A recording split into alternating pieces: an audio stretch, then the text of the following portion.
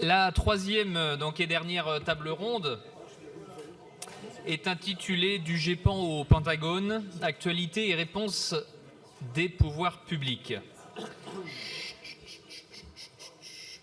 Pour les interventions, on a le plaisir d'accueillir Philippe Eilery, qui est de l'UAP Observation Reporting Scheme, Baptiste Friscourt, qui est donc correspondant pour The Débrief Sentinel News, et Sylvain Maisonneuve, qui est ancien conseiller ministériel, également auteur d'un certain nombre d'ouvrages populaires. Philippe, je vous laisse la parole pour cette première intervention. Ça marche. Bonjour, mesdames et messieurs. Donc, depuis le début de ce colloque, nous avons entendu différents intervenants qui ont abordé les phénomènes aérospatiaux non identifiés sous des angles historiques, sociologiques, opérationnels, scientifiques ou institutionnels. Pour ma part, je voudrais adopter une perspective un peu différente.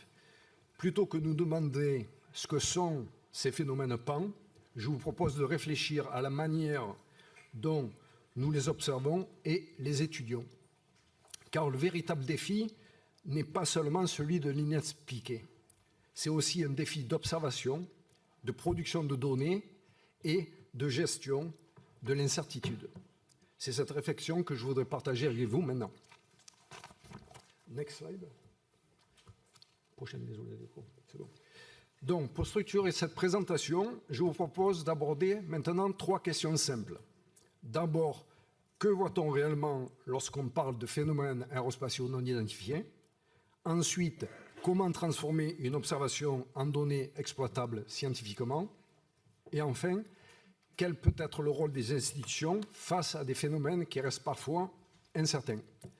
En résumé, il s'agit donc d'observer, de documenter, puis de comprendre. Commençons par l'observation.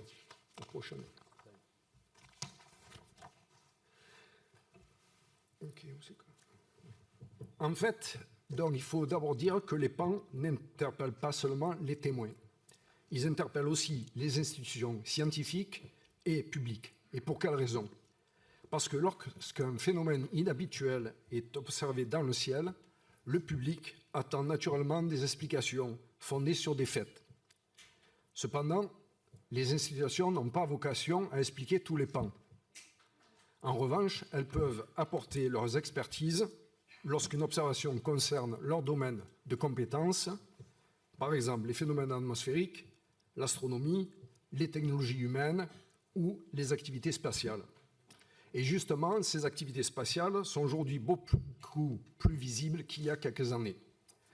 Cette évolution se reflète désormais directement dans les signalements de PAN en Europe. La diapositive. Merci. Donc, certainement, l'une des évolutions les plus marquantes de ces dernières années est la visibilité croissante des activités spatiales. Les 2 photographies présentées ici à l'écran sont de bons exemples. Elles ont parfois été interprétées comme des phénomènes inhabituels, alors qu'elles correspondent à des événements parfaitement identifiés liés à des lancements de fusées. De nos jours et plus largement, vous avez les satellites, la Station spatiale internationale, les trains Starlink, les rentrées atmosphériques ou certains phénomènes associés aux lanceurs qui représentent une part croissante des signalements PAN. Les chiffres présentés sur la diapositive proviennent de statistiques établies en Belgique et en Allemagne et en collaboration avec la communauté européenne Euro-UFONet qui, depuis plusieurs années, contribue à la collecte et à l'analyse sérieuse des témoignages de PAN. L'idée importante, en fait, n'est pas dans les statistiques, mais c'est que l'espace ne produit pas seulement des données scientifiques, mais il devient aussi une source croissante de témoignages d'observations inéventuelles et donc de PAN. Mais si les observations de PAN soulèvent autant de questions, c'est aussi en raison du fait qu'elles sont particulièrement difficiles à étudier scientifiquement. Prochaine.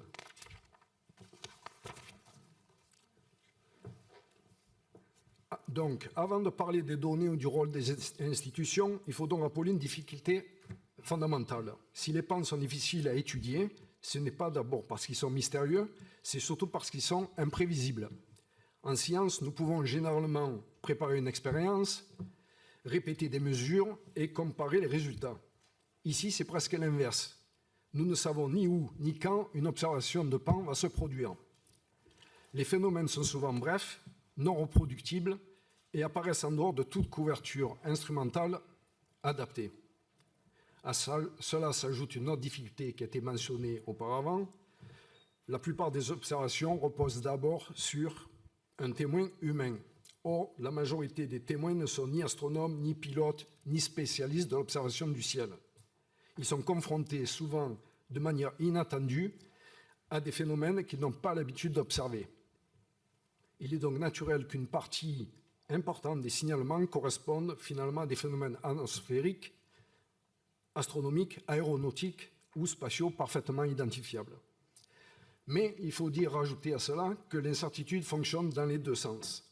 À l'inverse, des phénomènes réellement inhabituels peuvent aussi passer inaperçus, être insuffisamment documentés ou être classés trop rapidement, faute de données suffisantes. Les données disponibles sont donc souvent incomplètes ou difficiles à interpréter.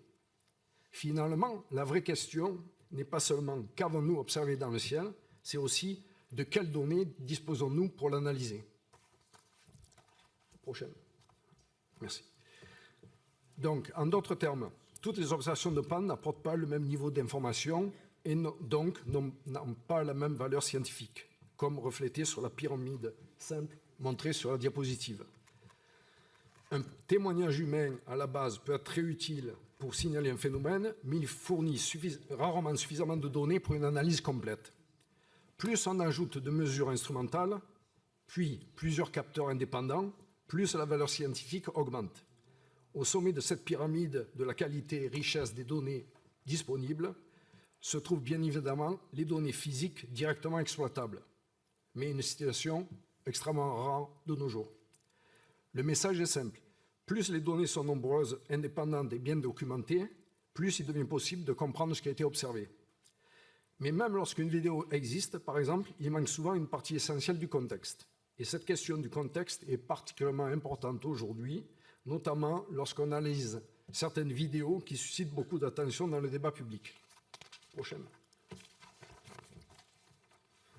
Donc, depuis quelques années, et plus encore avec les récentes publications venant des États-Unis concernant supposées déclassifications, le public est régulièrement confronté à des images présentées comme particulièrement intrigantes.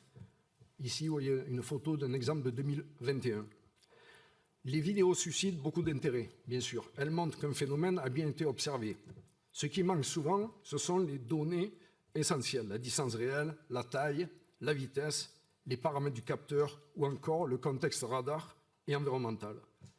Sans ces éléments, il devient difficile de distinguer un phénomène inhabituel d'un simple effet d'observation ou d'une limitation instrumentale. Une vidéo constitue donc un excellent point de départ, mais rarement une démonstration scientifique à elle seule. Prochaine, s'il vous plaît. Les sprites rouges que vous voyez à l'écran, qui sont des phénomènes lumineux transitoires observés au-dessus des orages, illustrent bien la manière dont la science progresse. En effet, l'histoire des sciences montre bien que certains phénomènes, longtemps considérés comme anecdotiques ou mal compris, n'ont pu être expliqués qu'après l'arrivée d'instruments adaptés et de données de meilleure qualité. Les sprites en sont un parfait exemple. Pendant plusieurs décennies, des pilotes ont rapporté des brefs phénomènes lumineux au-dessus des orages. Faute de mesures instrumentales, ces témoignages sont restés difficiles à interpréter et même plutôt ignorés. Puis, à la fin des années 1980, les premières observations instrumentales ont changé la situation. Les sprites sont progressivement devenus un sujet d'étude scientifique. Aujourd'hui, ces phénomènes sont même étudiés depuis la station spatiale. Bien sûr, vous pouvez dire que les sprites ne sont pas des pans, mais cet exemple montre parfaitement qu'un phénomène longtemps inexpliqué peut devenir compréhensible lorsque les données et les instruments progressent. Cette idée nous conduit naturellement au rôle des institutions. Prochaine. Merci. Alors, après les observations et les données, une dernière question se pose. Quel peut être le rôle des institutions? J'en ai rajouté quelques-unes sur cette diapositive. Elles n'ont évidemment pas toutes la même mission, ces institutions. Certaines recueillent et documentent les témoignages, d'autres aident à identifier les explications les plus probables lorsqu'elles révèlent de leur domaine d'expertise. D'autres encore contribuent à préserver les données, à mobiliser des compétences scientifiques ou techniques ou à développer des méthodes d'analyse. Leur rôle peut être également de replacer une observation dans son contexte, d'évaluer le niveau d'incertitude associé aux informations disponibles et de communiquer ces informations de manière claire et transparente au public. Cette réflexion n'est d'ailleurs pas nouvelle, puisque entre 1976 et 1978, le Premier ministre de la Grenade, Sir Eric Gairy, avait, pendant 3 ans, communiqué à l'Assemblée générale des Nations unies pour essayer de promouvoir la recherche sur les PAN. Aujourd'hui encore, différentes organisations poursuivent cette réflexion, chacune dans le cadre de ses compétences. Mais ce qui est important de souligner, c'est que pour une institution scientifique, l'engagement ne peut pas toutefois seulement reposer sur la curiosité. Il suppose un mandat clair, une pertinence scientifique, un intérêt sociétal, une volonté institutionnelle de s'investir dans le sujet et, lorsque cela est nécessaire, une coopération internationale. L'objectif reste toujours le même, produire des connaissances fiables, réduire les incertitudes lorsque cela est possible et informer le public de manière rigoureuse et responsable. Prochaine. Mais au fond, les PAN ne représentent qu'une partie d'un défi beaucoup plus large. Nous observons aujourd'hui un ciel de plus en plus complexe. Nous avons plus de drones et d'engins volants de différents types, nous avons plus de satellites, plus de lancements de fusées, plus de données et aussi davantage d'observations inhabituelles. Les enjeux donc concernent la science, la qualité des données, la sécurité aérienne et spatiale, l'information du public et la coopération internationale. Mais ils concernent également notre capacité collective à développer une véritable culture scientifique face à l'incertitude, en distinguant les faits établis des hypothèses et en favorisant un débat fondé sur les données. Les nouvelles technologies, notamment l'intelligence artificielle, offrent aujourd'hui des perspectives nouvelles et inédites pour exploiter de grands volumes de données et détecter des phénomènes inhabituels. Enfin, je dirais que ces enjeux participent aussi au maintien de la confiance entre les citoyens, les scientifiques et les institutions, en apportant des réponses transparentes, rigoureuses et proportionnées aux connaissances disponibles. Il nous rappelle aussi que la science progresse en restant ouverte aux observations nouvelles, tout en exigeant des preuves à la hauteur des affirmations. L'inconnu ne doit donc être ni accepté sans preuve, ni écarté par principe, mais étudié avec méthode. Et la dernière slide. Merci. Donc, pour conclure, je vais revenir à ces 3 idées du début. Observer, documenter, comprendre. Nous vivons aujourd'hui dans un environnement aérien et spatial de plus en plus complexe, où certaines observations inhabituelles ne peuvent pas toujours être identifiées immédiatement. Cela ne permet pas d'en déduire leur origine, mais cela justifie de poursuivre les observations, d'améliorer les données et de continuer les recherches. La science ne progresse ni en acceptant toutes les hypothèses, ni en les rejetant systématiquement. Au fond, le défi n'est pas de défendre des conclusions extraordinaires. Le défi est d'améliorer notre capacité à étudier les phénomènes inhabituels avec ouverture d'esprit, rigueur, méthode et esprit critique. C'est ainsi que l'inexpliqué peut progressivement devenir un objet de connaissance. Je vous remercie de votre attention. Voilà. On passe la parole maintenant à Baptiste Fricourt. Bonjour, merci de me recevoir aujourd'hui. Je voudrais d'abord revenir, parce qu'il me semblait qu'on a fait quand même peu de définitions sur le sujet, sur ce qu'est un pan. Un pan, c'est une inconnue. Le travail de la science, c'est de passer ce qui est inconnu dans le connu. Il y aura toujours des pans, on découvrira toujours de nouvelles choses. Maintenant, il faut s'adresser à la question, quels sont les pans qui nous intéressent? Est-ce qu'on cherche des plasmas en haute atmosphère? Est-ce qu'on cherche des plateformes avancées capables d'avoir des performances qui dépassent ce qu'on est capable d'avoir dans nos arsenaux? Là est la question. J'aimerais commencer par un cas d'école qui est celui de la vague belge. Ça s'est passé il y a peu de temps, à une très faible distance de nous. Ça se déroule entre 89 et 91 et c'est concentré sur la Wallonie et Bruxelles. Il y aura plus de 2000 observations durant cette période de temps, allant jusqu'à plusieurs dizaines d'observations dans le même jour. Ces observations sont faites aussi par des gendarmes qui poursuivent par véhicule ces objets qui sont en train de voler à très faible altitude. Il y a des interceptions aériennes qui sont menées. À chaque fois, ces objets arrivent à décrocher les F-16 alors qu'ils sont verrouillés au radar. Les pilotes décrivent ces objets partir à grande vitesse ou être invisibles depuis leur cockpit, mais visibles depuis le sol d'après les gendarmes. Donc on est devant des plateformes qui sont complexes. Ce ne sont pas des situations simples. Vous avez le rapport officiel fait par le major Lambrecht qui fait le bilan, par exemple, des opérations effectuées entre le 30 et 31 mars 90, où il y aura 9 tentatives d'interception. À chaque fois, les objets vont partir. Donc, ce qui est particulièrement intéressant dans ce cas-là, c'est la prise de parole politique. Le 16 décembre, le ministre de la Défense, Poncelet, prend la parole et dit que ce qui a été observé sont des lumières de boîte de nuit qui étaient en train d'être reflétées par les nuages. Le 18 décembre, le colonel de Brouwer, chef de la force aérienne, déclare que ce n'est pas possible, ces lumières avaient une signature radar. Et là, on se trouve devant la population qui a du coup deux sons de cloche complètement différents, de deux figures d'autorité. Et malgré tout cela, malgré le nombre de signalements, malgré les interceptions, il n'y a eu aucune panique.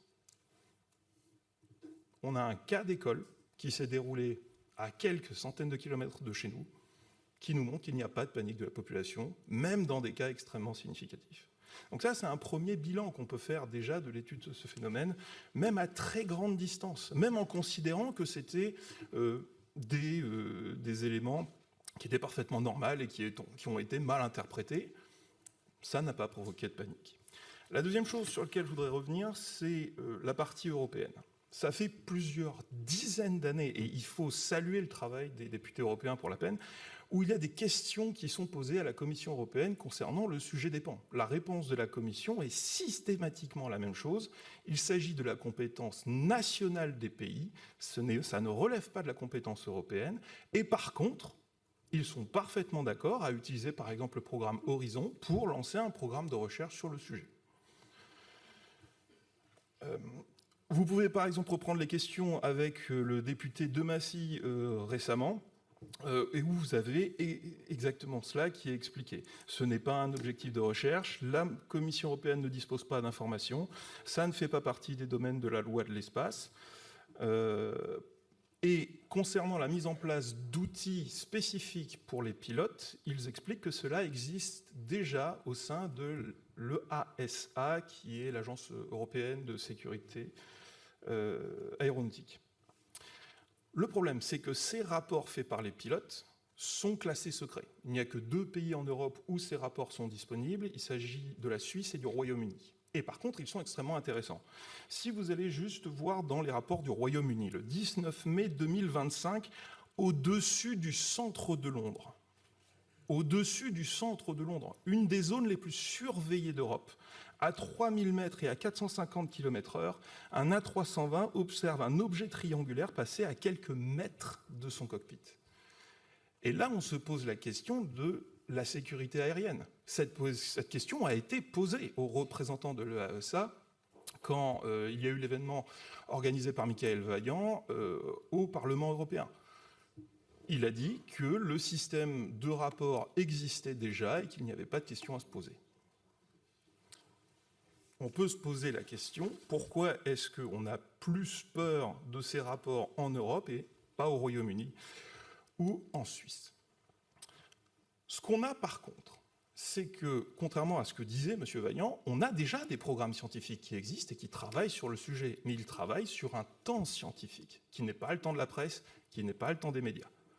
On a plusieurs programmes de recherche ou projets de programmes de recherche en cours en ce moment dans les universités dans le monde, en Europe et en France, dont certains ont des capacités de mettre en place des observatoires spécifiquement sur les pans, pour pouvoir obtenir des données qui soient indiscutables et aux standards académiques.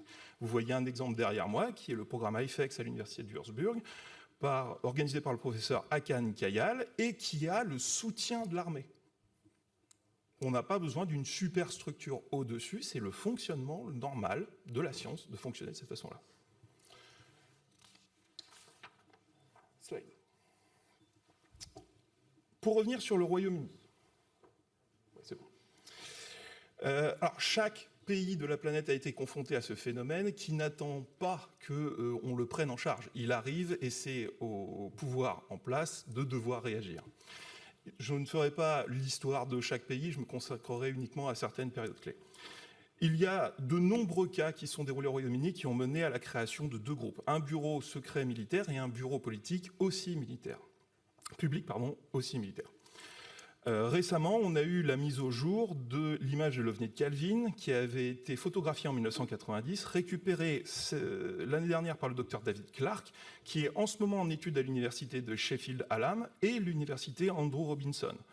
Les clichés originaux qui avaient été donnés dans un journal avaient été confisqués par les forces de défense. Là aussi, on peut se poser la question, est-ce qu'il est nécessaire de devoir attendre tout ce temps-là pour que des universités puissent étudier juste des traces photographiques, qu'elles soient authentiques ou fausses? Il faut aussi saluer le travail de la Chambre des Lords. Ces dernières années, les Lords ont, j'ai pas envie de dire harcelé, mais été extrêmement insistants avec les représentants du ministère de la Défense concernant les questions sur les pans.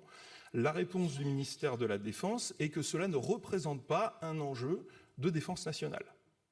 Là aussi, quand on reprend le rapport AirProx du 19 mai 2025, si un objet qui passe au-dessus de Londres et qui n'est pas surveillé ne représente pas un enjeu de sécurité nationale après le 11 septembre, on peut se poser des questions. Sur la slide, vous voyez le rapport Condign qui a été fait en 2000. C'est un rapport qui faisait le bilan de plusieurs années d'études militaires sur le sujet des pans. Et il y a à l'intérieur une phrase qui est très intéressante, c'est qu'il recommande aux pilotes britanniques de ne pas approcher les pans et de ne pas tenter de les intercepter, car cela a provoqué, dans des situations similaires, des pertes chez les forces alliées. Si ça, ce n'est pas un problème de sécurité nationale, on peut se poser la question. Vous avez aussi à l'université de Durham le professeur Michael Bolander qui a créé la déclaration de légitimation de la recherche scientifique SETI et PAN, hébergée par l'université de Durham mais non cooptée. On est encore dans un intermédiaire scientifique. Ce point-là est très important mais très sous-estimé. Quand je vous parlais tout à l'heure de la définition de ce qu'est un pan, est-ce qu'on cherche des plateformes qui dépassent toutes nos capacités ou des plasmas dans l'espace? Pour mettre cette condition en jeu, il faut mettre la recherche SETI à l'intérieur. SETI, c'est une abréviation pour dire recherche d'intelligence extraterrestre. Curieusement, les institutions SETI ont toujours été extrêmement hostiles à mener des recherches en même temps sur le sujet OVNI. J'ai des témoignages de scientifiques que j'ai interviewés dans ma fonction de journaliste qui ont dit avoir eu leur papier refusé parce que les organisations SETI considèrent que le sujet n'est pas légitime dans la recherche SETI. Suivante. En Espagne, dès 1991, vous avez eu une énorme opération de déclassification des rapports militaires et en les parcourant, vous trouverez de nombreux rapports montrant qu'il y a eu des survols au-dessus de bases militaires dont la nature est inexplicable.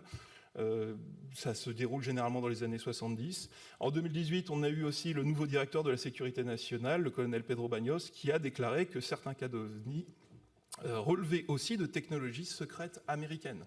Donc quand on parle de plateformes avancées, il ne faut pas oublier qu'il y a aussi des capacités techniques qui sont cachées du public par nécessité de secret de la défense. Suivante. En Italie, vous avez une cellule de l'armée de l'air qui diffuse tous les ans un rapport annuel sur le nombre d'objets rencontrés, les enquêtes qui ont été établies et la répartition sur le territoire. Vous avez aussi des recherches qui ont été menées dans les archives du Vatican par la docteure Pasulka pour trouver des cas anciens. On peut saluer par ailleurs le travail de Jacques Vallée, qui est ici présent dans la salle, qui a mené un très long travail de recherche d'archives pour trouver ces cas anciens.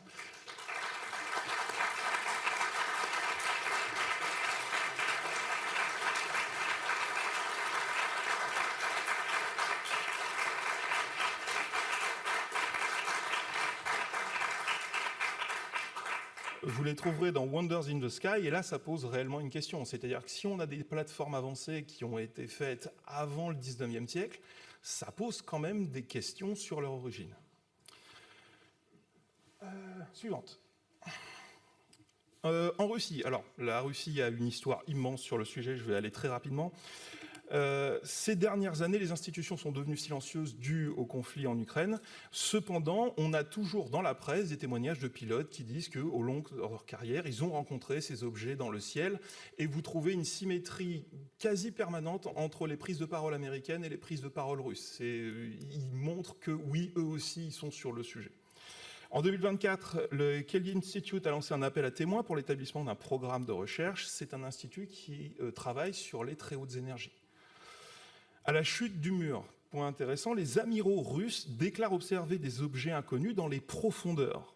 Un témoignage corroboré aux États-Unis par le docteur McGuire qui, quand il était en mission dans un sous-marin nucléaire, a observé un engin immense passer à côté du sous-marin et forcer celui-ci à faire surface. Cela a aussi été confirmé par l'amiral Gallaudet.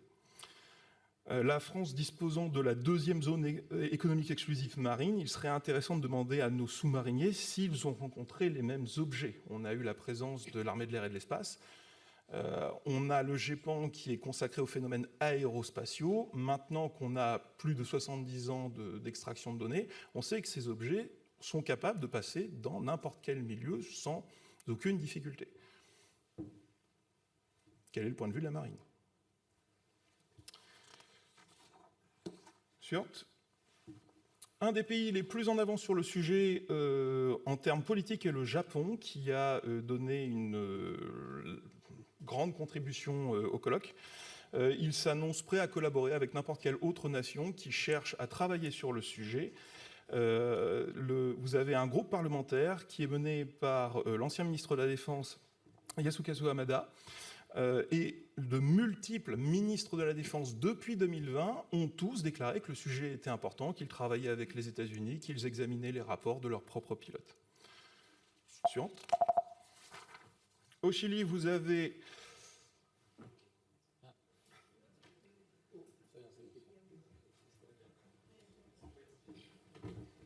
Nous avons une intervention. J'en suis où niveau temps, par contre? Non, c'est pour le temps. J'en suis où à votre avis? Ça va, niveau temps? Non, c'est très bien. Il y a eu une intervention. Ah non, bah en plus, celle-là, il y a une ligne, quoi.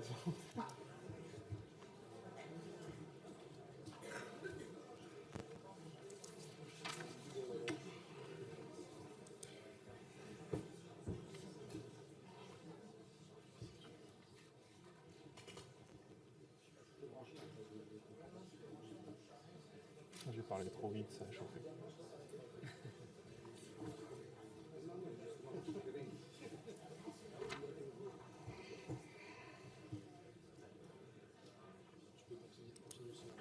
Ouais, on continue ça. Oui, pas de souci. Au Chili, donc depuis 1997, l'armée dispose d'un groupe d'études permanent sur le sujet. En Chine, donc là, l'avantage en Chine, c'est qu'il n'y a absolument pas de tabou sur le sujet, puisque le sujet a même été favorisé par le gouvernement, puisqu'il voulait se servir de la population comme outil de détection de ces objets-là. Et à l'intérieur de la tradition et des légendes chinoises, ces objets sont référencés à l'intérieur. Dès 2014, ils organisent la conférence des 5 continents. Ils essayent eux-mêmes de créer un consensus politique de leur côté. Des chercheurs de quinzaine de nations sont invités à y participer. En 2021, on apprend qu'un groupe militaire d'études des ovnis est capable d'anticiper les trajectoires des ovnis par l'utilisation de l'intelligence artificielle et qu'il l'utilise pour mener des missions d'interception. En 2026, on apprend qu'ils examinent avec une grande attention les archives américaines qui sont mises en ligne par la présidence Trump. Et dans un article pour la peine passée inaperçu, suivante. Hop, c'est bon. Tout en haut à gauche, l'armée chinoise diffuse un article de propagande dont le titre repris par la presse nationale est que l'armée chinoise a mené des missions d'interception contre des ovnis. L'article lui-même fait plusieurs pages de long, et c'est le titre choisi par les journaux pour reprendre l'information. À l'intérieur, vous avez le témoignage d'un pilote qui déclare que, entre les années 80 et 90, un objet inconnu est arrivé dans l'espace aérien chinois et qu'ils ont mené une opération d'urgence pour l'intercepter et que l'interception a réussi. Suivante. En Uruguay, l'armée de l'air enquête sur le sujet depuis 1979 et garde des accords très proches avec les États-Unis. Et ça, c'est assez intéressant parce que 1979, c'est le moment où les États-Unis déclarent que le sujet n'est pas intéressant. Et pourtant, ils vont encourager les pays d'Amérique du Sud à créer leur propre groupe d'enquête du sujet. Suivante. Alors là, on arrive sur un gros morceau. Donc, le Brésil est probablement un des territoires qui a été les plus densément sujets au phénomène. Pour prendre un point d'origine, entre autres, vous avez 1977, le cas de Colares. Vous avez une population qui habite dans un village qui se retrouve avec des blessures, des brûlures. Ils décrivent voir des objets qui arrivent, lancer des rayons lumineux. Ces rayons lumineux sont capables de traverser les murs sans laisser de traces sur les murs. Donc, des choses vraiment anormales. Devant les dégâts constatés, l'armée brésilienne va venir sur place mener une enquête. Encore aujourd'hui, ces documents n'ont pas été rendus publics. Une partie a commencé à être rendue publique, mais aucun document photographique ou vidéo n'a été rendu public. Jacques Vallée, qui est toujours dans la salle, a été un des enquêteurs sur place.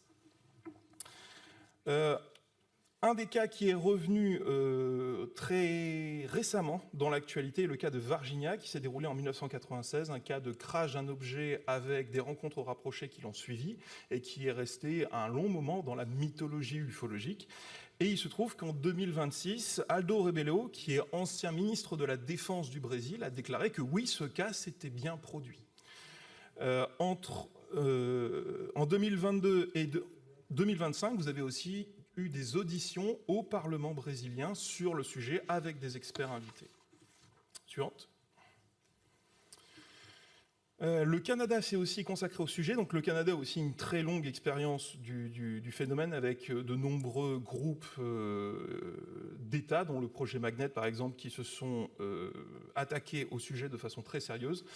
Et là, devant l'amplitude de la vague d'informations qui venait des États-Unis depuis 2017, ils ont lancé par la chef du bureau scientifique une mise à jour des données du Canada, y compris une enquête auprès de la population dans laquelle 27% de la population a déclaré qu'elle avait vu un objet anormal. Donc, même si vous prenez les 5% de cas de très haute confiance et très anormaux dans les statistiques du GEPAN, on se retrouve quand même avec plusieurs dizaines de milliers de cas complètement anormaux dans la population canadienne. Suivante et suivante. On passe aux États-Unis. Donc, pour faire ça très rapidement, depuis 2017, on a eu une vague d'informations qui a été fuitée depuis la Défense. Entre 2017 et 2020, il y a des briefings qui sont faits entre les pilotes et les responsables politiques. À partir de 2022, vous avez une série d'audiences dans lesquelles des témoins, des représentants du gouvernement, des militaires viennent déclarer que oui, ce phénomène est réel, oui, il a été observé, et que apparemment les informations ne remontent pas. Ça se poursuit encore aujourd'hui sous la conduite des élus américains, dont on en parlait tout à l'heure, la représentante Luna qui a demandé une amnistie pour toutes les personnes qui auraient des informations intéressantes. Et là, par contre, il faut faire une nuance, c'est auraient des informations intéressantes. Ça ne veut pas dire que les informations des personnes sont confirmées, c'est en préliminaire à l'enquête.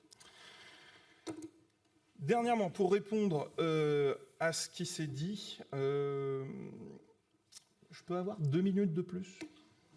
Deux. Parce que sinon, je ne peux pas parler de la France, ce qui serait un peu dommage.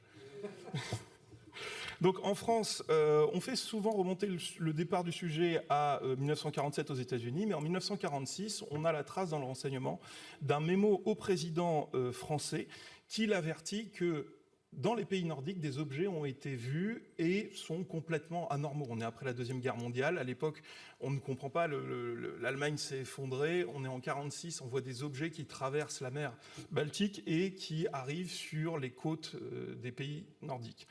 Donc on sait à l'époque que déjà le pouvoir français est au courant. En 1952 et 1954, vous avez une grande vague de signalements. Ça pousse les députés de l'époque à imposer à l'armée la création d'un groupe militaire. Donc on a une des plus anciennes racines d'études militaires sur le sujet des pans à l'intérieur de la France.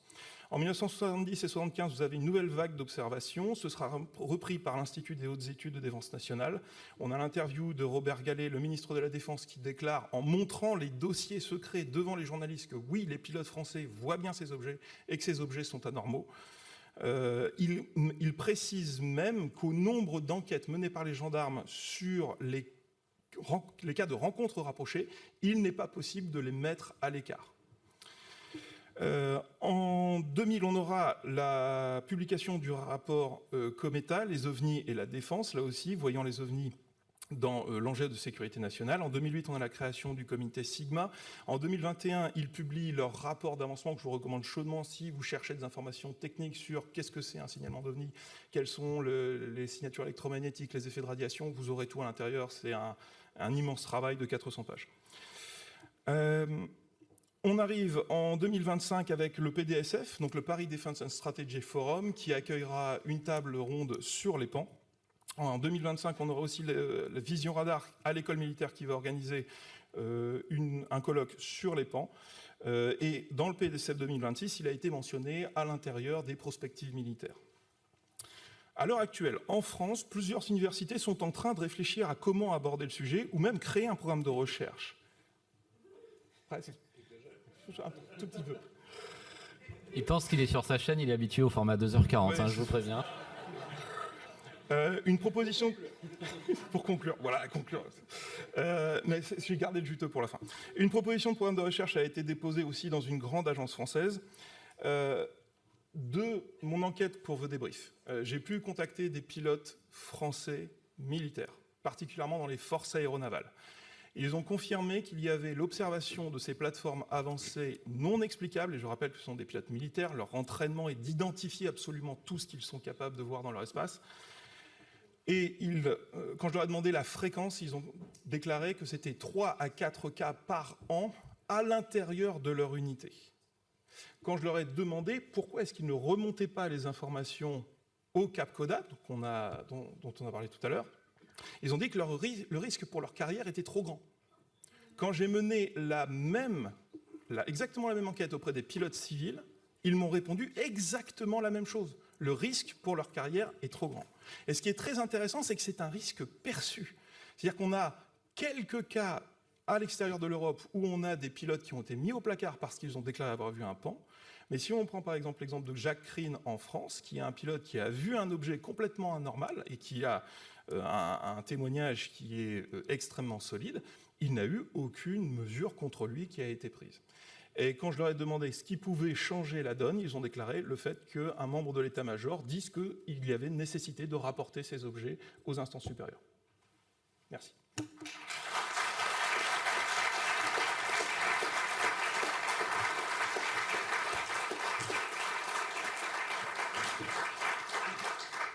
Et pour la dernière intervention, donc nous laissons la parole à Sylvain. Merci beaucoup, monsieur le député. Merci, messieurs les députés, de l'organisation de cet événement. C'est vraiment très courageux de votre part. Et donc, je tenais à le saluer. Je vais improviser un peu une partie parce que je pensais qu'il y aurait des développements un peu plus consistants sur l'histoire du phénomène. Et évidemment, on n'est pas dans le spectre américain, européen ou autre, on est essentiellement français. Et donc, je voulais rebondir un petit peu là-dessus. Donc, je vais en improviser une part. Juste dire, pour me présenter rapidement, j'ai exercé quasiment 5 ans en cabinet ministériel, comme conseiller en charge des entreprises. Et je suis arrivé à l'occasion de la crise Covid et je suis reparti après la crise de l'ouragan Chido qui avait ravagé Mayotte. Donc j'étais aussi présent, même si je n'avais pas travaillé sur le dossier, lorsque par exemple la Russie a envahi l'Ukraine et qu'on nous soutenait que c'était évidemment inimaginable et que c'était juste un exercice. Ce que je retiens en fait de la mécanique du pouvoir en situation de crise ou en situation normale d'ailleurs, c'est évidemment beaucoup de points positifs. Il y a beaucoup d'intelligence délibérative au niveau de l'État, mais il y a aussi des faiblesses vraiment structurelles et j'en dénombre 4. La première, c'est que nous ne sommes pas très bons, et ça je l'ai particulièrement vu lors du Covid, pour regarder et analyser à la fois de manière holistique et granulaire ce qui se passe à l'étranger. Le benchmark, c'est vraiment un point de difficulté chez nous. Deuxième point de faiblesse, et il est culturel, nous avons un état d'esprit qui est conformiste, c'est-à-dire qu'on a du mal à réfléchir hors des cadres qui se sont déjà présentés, sur lesquels on a un passif sur lequel raisonner. Le troisième, c'est notre logiciel, qui est un logiciel de régulation. On a besoin de pouvoir appréhender, de pouvoir définir et de pouvoir qualifier pour adresser un sujet. Par définition, quand on est sur celui des PAN, c'est éminemment plus complexe et donc le logiciel plante. Quatrième et dernière difficulté, voilà, démonstration. Non, c'est un coup des reptiliens, comme chacun sait. Quatrième point de faiblesse, c'est la remontée des données. Et là, effectivement, alors c'est extrêmement variable entre chaque service, parce que vous avez évidemment des directions d'excellence à Bercy, le Trésor, la Direction Générale des Entreprises, etc. C'est des choses d'une immense qualité. D'autres administrations centrales, notamment en dehors de Bercy, sont un peu plus faibles. Aux armées, évidemment, le niveau est excellent aussi.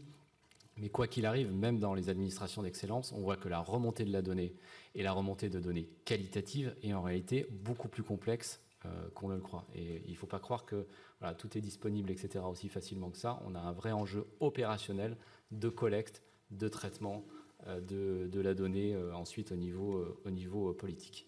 Donc, ce préambule étant posé, et j'espère que je ne vais pas parler autant que Baptiste, ces éléments-là, si vous voulez, je les ai à l'esprit quand je regarde le phénomène PAN. Parce qu'au fond, on a deux manières de l'adresser. Soit on se dit, en fait, c'est bullshit. C'est-à-dire que soit on a un phénomène, enfin des phénomènes plus exactement, qui en réalité s'expliqueront de manière extrêmement facile si lorsqu'on aura une progression de nos outils techniques, lorsqu'on aura davantage d'IA pour faire d'analyse beaucoup plus systématique et ainsi de suite. On a une part effectivement de complotisme aussi, de sectes. J'ai cru comprendre qu'il y en avait quelques-uns qui avaient diffusé des tracts devant l'Assemblée tout à l'heure.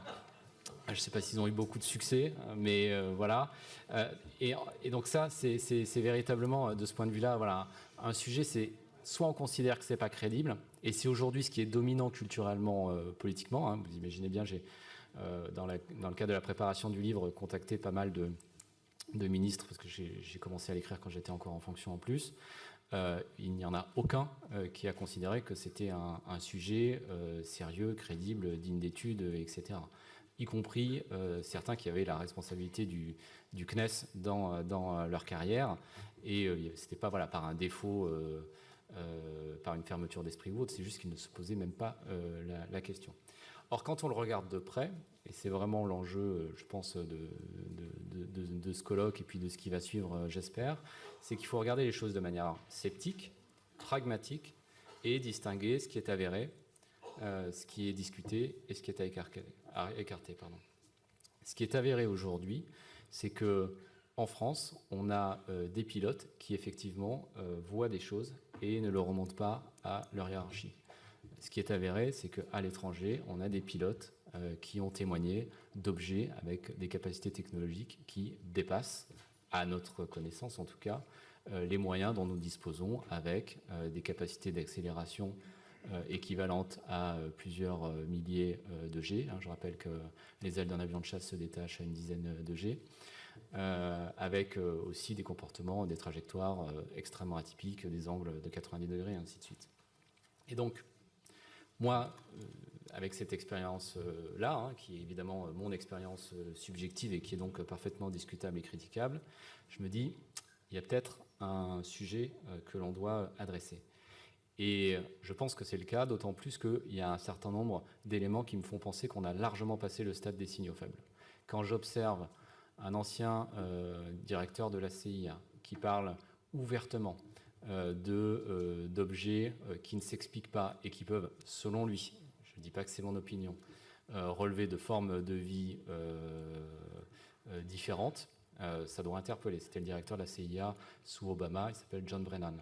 Quand on a le directeur du renseignement et qui est aujourd'hui directeur de la CIA sous Donald Trump, John Ratcliffe, qui dit qu'il y a effectivement des capacités technologiques qui dépassent largement ce dont les États-Unis sont capables et contre lesquels ils ne peuvent pas se défendre et ils ne pensent pas que c'est chinois ou russe. Il n'évoque pas l'Europe, comme d'habitude, mais en tout cas, on voit où son regard pointe. Avril Haines, directrice du renseignement sous Joe Biden, qui a des déclarations aussi extrêmement fortes. Évidemment, un certain nombre de présidents américains, Baptiste l'a dit, des responsables aussi canadiens, japonais, etc., qui se mobilisent sur la question.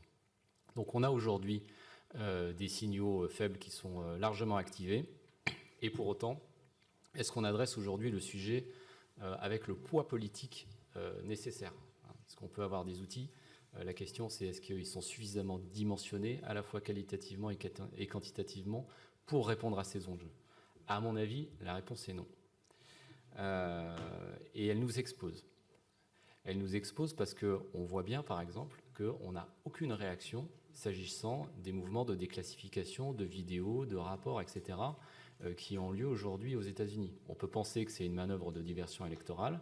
On peut aussi, en tout cas, essayer de se forger notre propre opinion et l'analyser sur des bases rationnelles pour se dire s'il y a un prochain volet de déclassification avec des vidéos en clair, en haute résolution, qui montrent des choses réellement atypiques, comment est-ce qu'on réagit? Comment on communique? Comment on adresse le sujet? Qu'est-ce qu'on en pense?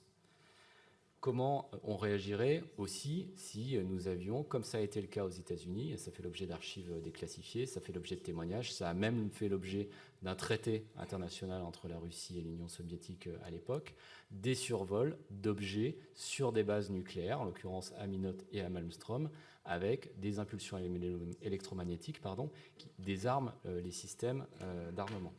Voilà. Des survols aussi d'installations critiques. On en a eu un témoignage privé qui n'a pas fait l'objet de remontées sur une centrale nucléaire française il y a quelques années dans le nord de la France. Des pilotes de chasse, on l'a dit. Et donc, on a un vrai sujet de ce point de vue-là de, encore une fois, prise en considération du sujet et de remontée des informations à bon niveau. Et donc, à partir de là, qu'est-ce qu'on fait? Et je vais essayer d'aller plus vite sur la deuxième partie. Bon, le colloque, c'est un premier pas, mais c'est évidemment un premier pas courageux, mais à mon sens, en tout cas, c'est ce que je vous invite à faire, messieurs les députés, un premier pas et pas le dernier, parce que je pense que, y compris dans les éléments qui ont été présentés, il y a évidemment beaucoup matière à instruire, à creuser et à challenger pour ne pas se contenter simplement des réponses qui ont été apportées. Et à mon sens, une mission flash, par exemple, serait véritablement une réponse hyper intéressante à travailler. Comment est-ce que, par exemple, et c'est sous la forme de questions ouvertes, on pourrait travailler du point de vue de l'action publique le sujet? D'abord, définir une méthode et ensuite définir une gouvernance. Sur la méthode, 3 niveaux. Le premier niveau, collecter des données. On l'a largement dit aujourd'hui, où on en est concrètement en termes de collecte des données. Et là, on devrait auditer notre gouvernance, nos outils et nos process de collecte de ces données, qu'il s'agisse de témoignages de pilotes ou de capteurs radar, ou de données de capteurs radar, qu'il s'agisse de données civiles ou militaires. On ne doit pas se contenter des réponses fournies, on doit pouvoir aller creuser et avoir une vue holistique de l'ensemble. On doit aussi savoir concrètement si un pilote de Rafale veut faire un témoignage, est-ce qu'il est aujourd'hui guidé? Est-ce qu'il y a des process et des instructions qui sont mises en place? Est-ce qu'il est sécurisé pour pouvoir apporter confortablement à sa hiérarchie? Comment fonctionnent aujourd'hui nos infrastructures d'observation, que ce soit civiles ou militaires? Est-ce qu'elles sont paramétrées correctement pour détecter des trajectoires atypiques? Tout ça se pose au même titre que la mission effectivement du GEPAN, sur lequel j'ai plus trop le temps de revenir, mais là aussi, à mon sens, ça pourrait se travailler. Le rôle du ministère des Armées aussi, et également la veille stratégique. Je pense qu'on a besoin aujourd'hui d'avoir notre propre opinion sur ce qui se passe ailleurs, et en particulier aux États-Unis. Le deuxième niveau, c'est de qualifier cette donnée. Donc ça a été largement dit, je ne vais pas m'étendre, mais c'est comment on la traite de manière rigoureuse, scientifique, pour qu'elle soit exploitable. Comment on analyse ce qui provient d'ailleurs. Et enfin, le troisième niveau, c'est comment on opère cette donnée. Donc comment on trace une feuille de route à 3 ou 5 ans pour faire en sorte qu'on puisse améliorer nos capacités régulièrement de collecte, y compris par la dispense de formation, d'intégrer des besoins complémentaires de détection, par exemple dans nos appels d'offres sur nos systèmes d'observation technique. Comment on travaille à des scénarios d'anticipation, comment on travaille à des collaborations internationales. Donc c'est tous ces champs-là qui mériteraient d'être exploités, regardés. Et enfin, au-delà de la méthode, il faut une gouvernance. Et là, je vais être très rapide. Il faut absolument déterminer précisément qui fait quoi, parce que quand ce n'est pas le cas, tout le monde fait et personne n'est responsable. Et donc, on sait très bien comment cela finit. Et ça doit être évidemment une autorité qui est positionnée au bon niveau. Et positionnée au bon niveau, c'est-à-dire avoir des leviers opérationnels concrets pour pouvoir remonter et analyser de la donnée. Ça, c'est évidemment clé. Et deux, être suffisamment haut pour pouvoir accéder au niveau politique et l'informer. Si c'est un bureau inconnu des autorités, évidemment, ça fonctionne beaucoup moins. Donc voilà, moi, mon mot final, si vous voulez, c'est que on parle régulièrement d'autonomie stratégique.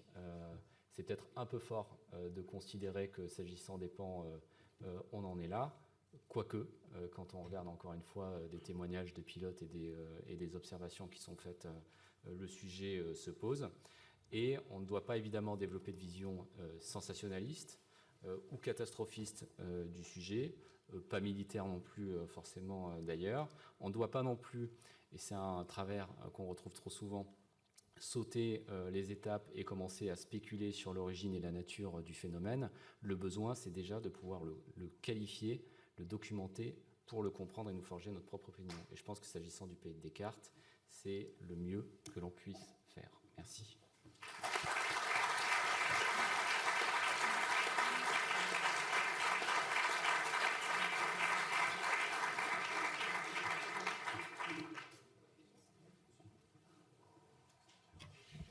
On va prendre quelques questions avant de conclure cette journée.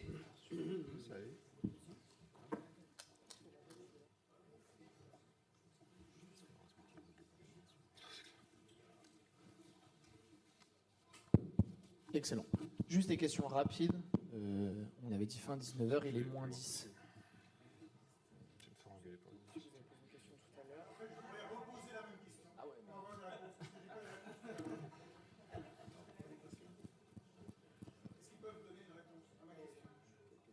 Oui, juste oui, si je vais me permettre, parce que tout à l'heure on n'a pas répondu à la question concernant la protection des lanceurs d'alerte. écoutez, moi, je pense que c'est pas à moi de répondre. Je pense que le directeur du GEPAN l'a évoqué tout à l'heure. Il y a déjà une reconnaissance sur la protection des témoignages qui sont effectués. Je ne sais pas à quel niveau aujourd'hui, notamment législatif, on peut davantage évoluer et faire sécuriser ce statut, sachant qu'à la grande différence des États-Unis, en France, il y a déjà un statut de lanceur d'alerte. Mais pas seulement ça, pas seulement ça. La question, c'est ce qui se passe aux États-Unis par rapport à ce qui se passe en France. Alors, les deux derniers exposés ont été très bons parce qu'ils ont abordé cette question. Mais il y a un contraste saisissant entre ce que demande Paulina Luna, c'est-à-dire donner la parole à des personnes qui savent où se trouvent les objets et qui savent où se trouvent les cadavres des pilotes non humains. Ça, c'est quand même énorme, c'est absolument énorme. Et en France, on est totalement décalé par rapport à ça. Totalement décalé. Donc, si demain, décide de déclassifier, c'est ce que lui demandent les membres du Congrès. Eux sont exaspérés par les 3 vagues de déclassification. Eux veulent des photos des objets. Eux veulent des photos des cadavres non humains. C'est ce qu'ils demandent. Et donc, si nous passons à ce stade, comment la France gère le changement de température? Bon, alors, attendez. On va prendre les questions, puisque là, en l'occurrence, moi je vous ai répondu, il y a un statut qui permet éventuellement de pouvoir être dans cet axe. Après, honnêtement, on ne peut pas faire grand-chose de plus, si ce n'est justement protéger le témoignage, sécuriser également, mais on l'a vu au travers des témoignages et des interventions précédentes qu'aujourd'hui, je pense que chacun est libre de pouvoir à la fois décrire les observations qui ont été faites et de pouvoir les déposer, notamment auprès des autorités compétentes. Donc je ne vois pas très bien. Non, mais c'est pas je vais me permettre de simplement de finir de répondre. Et si ça vous satisfait pas, j'en suis désolé. Mais je pense qu'en tout cas, en l'état, aujourd'hui, il y a ce statut quand même qui peut-être n'est pas une réponse définitive et qui, sans doute, à l'avenir, pourra évoluer. Mais en tout cas, c'est clairement en l'état... la situation qui est quand même assez différente de celle des États-Unis. Et en tout cas, on n'est pas fermé éventuellement à continuer à échanger sur le sujet, peut-être pour qu'on puisse avoir davantage de détails qu'on n'a pas forcément là eu aujourd'hui dans ce colloque. Je pense que c'est justement... le débat, il est aussi assez intéressant de ce point de vue-là. C'est-à-dire que, en fait, la question que vous posez, c'est une question de personnes très informées. Par ailleurs, voilà, vous êtes historien naval et vous avez réagi sur le sujet. J'ai même acheté votre livre sur la marine russe, donc je vois bien de ce dont vous parlez. Mais en fait, on ne parle pas dans le même pays. Vous voyez, c'est-à-dire que là, aujourd'hui, le débat public en France, il n'est pas du tout, mais pas du tout, sur les sujets de récupération d'engins ou de corps. Enfin, c'est une autre planète dont on se parle. Et donc, il faut, là, comme disait le général de Gaulle, on ne fait de politique que sur les réalités. Et aujourd'hui, le débat public, il a le mérite, à mon sens, de franchir une étape très importante grâce, je le dis, et sans flagornerie aucune, au courage des 2 parlementaires qui sont là.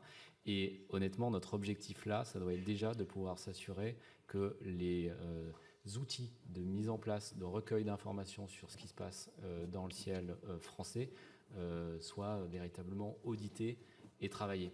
Et après, je suis d'accord avec vous que le sujet des débats qui animent effectivement la Chambre des représentants ou le Sénat sur les récupérations d'engins, les programmes de rétro-ingénierie, etc., ça se pose aux États-Unis. Ici, si ça se pose, c'est plus sous l'angle des exercices d'anticipation, comme on peut les avoir je vais dire une bêtise, à la DGA, l'organe qui travaille sur les scénarios d'anticipation, j'ai plus le terme, mais bon, peu importe, la Red Team, exactement. On n'en est culturellement pas là pour pouvoir aborder ce type de sujet au niveau politique. En tout cas, c'est comme ça que j'appréhende le dossier en toute franchise, et c'est pour ça que je pense que voilà, il faut prendre les choses par étapes.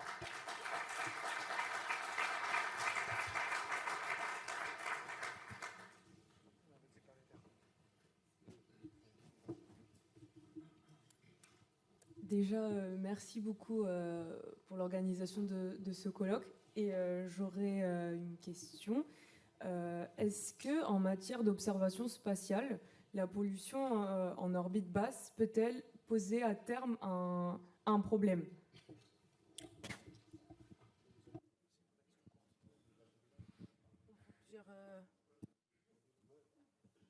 C'est une question qui est importante, hein. La gestion du trafic orbital, il y a clairement un problème de congestion à terme sur certaines orbites, et notamment donc basses. Et on le sait bien, enfin, ça a été évoqué tout à l'heure, Starlink, hein, tu l'as évoqué, entre autres, hein, mais il y a plein de constellations qui apparaissent et qui sursaturent cette portion qu'il faut, en l'occurrence, gérer de façon optimale. Et c'est vrai que c'est beaucoup de rentrées atmosphériques par ailleurs qui vont lourdement polluer la haute atmosphère. C'est un sujet sur lequel il y a de plus en plus de science et de recherche indépendante, mais qu'il faut lourdement financer. Là, il faut injecter de l'argent dans le CNES, hein, encore un peu plus. Parce que oui, là, c'est la question de la durabilité des activités spatiales est posée, et en même temps qu'on surdéploie dans ces orbites. Mais je pense que c'est une question importante. Et en effet, il y a beaucoup d'observations de type PAN qui sont en fait des rentrées atmosphériques, hein, par ailleurs. Mais en tout cas, ça serait un autre colloque, à mon avis. Si ça vous intéresse, moi, je lance une étude là-dessus. Hein. Et peut-être un complément de réponse, puisque l'OPEX, l'Office parlementaire de l'évaluation des choix scientifiques et technologiques, depuis déjà une quinzaine d'années, travaille sur la voie diplomatique pour une meilleure prise en compte, notamment dans les projets européens et internationaux, sur l'enjeu donc des débris et de la saturation de l'orbite bas.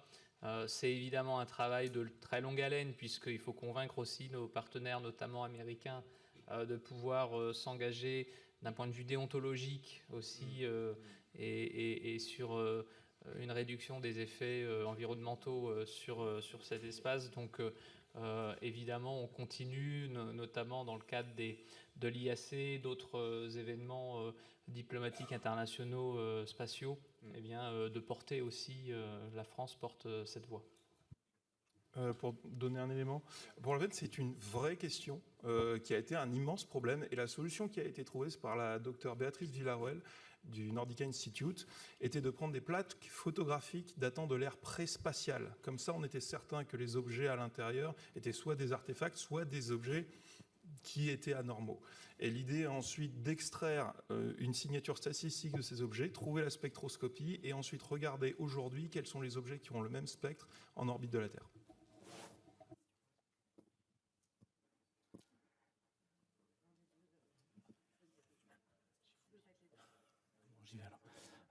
Bonjour, merci par ici. On parle des États-Unis en fin de colloque, et finalement, c'était, je crois, les États-Unis qui ont motivé un peu l'existence de ce colloque en réaction à la déclassification des documents. Je me trompe peut-être, vous corrigerez. Justement, peut-être pour les députés organisateurs du colloque, selon vous, pourquoi l'administration Trump déclassifie ces documents récemment? Monsieur Maisonneuve semblait dire que ça n'était pas uniquement une manœuvre de détournement de l'attention. Est-ce que c'est quelque chose de plus? Quel regard portez-vous sur cette action côté transatlantique?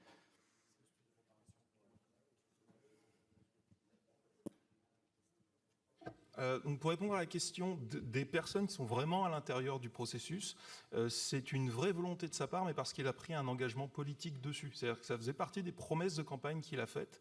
Et ensuite, il a eu des élus qui sont venus littéralement le voir pour lui rappeler qu'il avait fait cette promesse. Et c'est dans cette ligne-là. De ceux qui sont à l'intérieur du processus, il n'y a pas de double volonté à l'intérieur. Et je me permets de compléter, ce n'est pas un sujet trumpiste, puisque les mouvements... notamment les rapports ont été faits aussi par l'administration Biden. Donc c'est très important de dire que ce n'est pas juste un sujet trumpiste, parce qu'on n'est pas tous trumpistes dans la salle, je pense.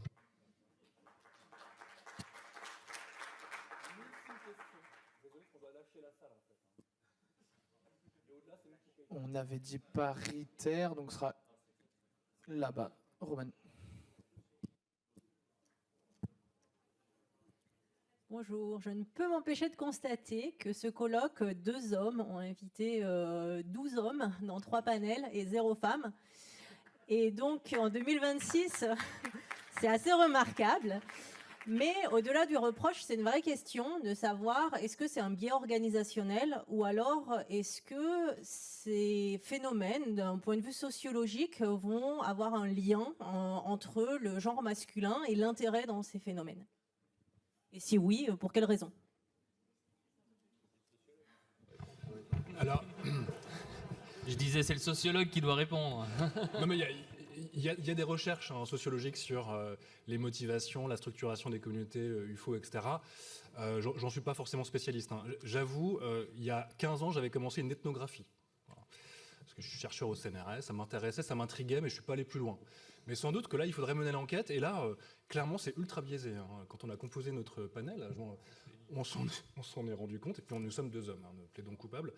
Et donc, oui, il y a sans doute un cadrage de ce point de vue-là. Et puis, c'est vrai que là, si on faisait un ratio dans la salle, bon, c'est encore largement masculin. On fera mieux la prochaine fois. Voilà, vraiment. Mais oui, sans doute que dans la sociologie des communautés, il y aurait quelque chose à faire de ce point de vue-là. Et par comparaison aussi ailleurs, j'en sais rien. Je n'ai pas mené l'enquête plus que ça. Mais là, c'est une invitation que vous me faites à poursuivre l'enquête. Oui, non, mais je vous ai vu, je vous ai vu. Ah non, mais on imagine bien. Oui. Oui. Écoutez, ce qu'on vous propose, c'est de conclure ici donc, ce colloque. On vous remercie très sincèrement et on peut applaudir l'ensemble des intervenants qui ont tous été de qualité.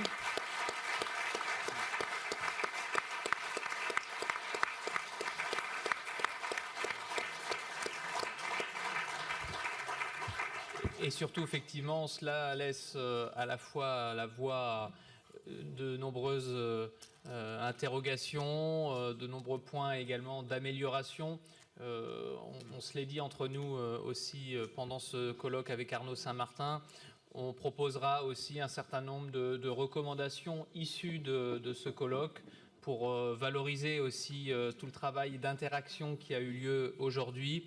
Et puis, effectivement, je pense que peut-être cette initiative en appellera d'autres. Et encore une fois, voilà, un grand merci à tous, à la fois nos collaborateurs aussi pour l'organisation, au service de l'Assemblée aussi pour la gestion de la salle. Donc un grand merci à tous et à bientôt. Moi, je rajouterais juste une chose aussi. Donc déjà, merci Pierre, on a bien travaillé. C'était un attelage baroque, droite-gauche, transpartisan, et ça a bien marché. Et puis de toute façon, on se côtoie à l'OPEX, donc c'est à souligner aussi. On arrive à travailler quand même à l'Assemblée. Je signale aussi que ça a été filmé, multiplement filmé d'ailleurs, ce colloque. Il sera revisionnable dans quelques semaines, je ne sais pas, Tomek, non, on verra. En tout cas, c'est enregistré et ce sera après sur Internet. Donc ce qu'il se dit aujourd'hui, et il y a pas mal de gens en fait qui n'ont pas pu venir, parce que clairement il y a eu un engouement, ça sera disponible aussi publiquement. Et ça, c'est aussi un geste assez important. Ça se passe ici, en toute transparence. On a eu des débats que j'ai trouvés passionnants et ça va circuler évidemment après. Ça, c'était quand même un point important. Et puis, évidemment, Pierre et moi, évoquons le colloque. Il y a un intérêt médiatique aussi, il ne faut pas se le cacher. Donc, on va continuer à en parler. Il y a quelques interviews qui nous attendent. Donc, ces recommandations, entre guillemets, qui ne sont pas encore complètement formalisées, eh bien, à force de discuter, d'échanger, évidemment qu'on va commencer à formaliser quelque chose. Là, je ne peux pas en dire beaucoup plus là maintenant. Peut-être que ce sera déceptif pour certains ou certaines ici, mais en tout cas, c'est un premier point, c'est un jalon modeste, un moment. En tout cas, j'ai trouvé que c'était passionnant. Tous les intervenants qui ont exposé avec une variété de styles, d'approches, d'intérêt personnel dans la connaissance de la chose. Moi, j'ai trouvé que c'était de très grande qualité. Donc, merci beaucoup à toutes et tous d'être venus ici. Merci à vous pour votre patience, parce que c'est quand même 4 heures de colloque. C'est pas rien. Et puis, à une prochaine fois, j'espère. Merci.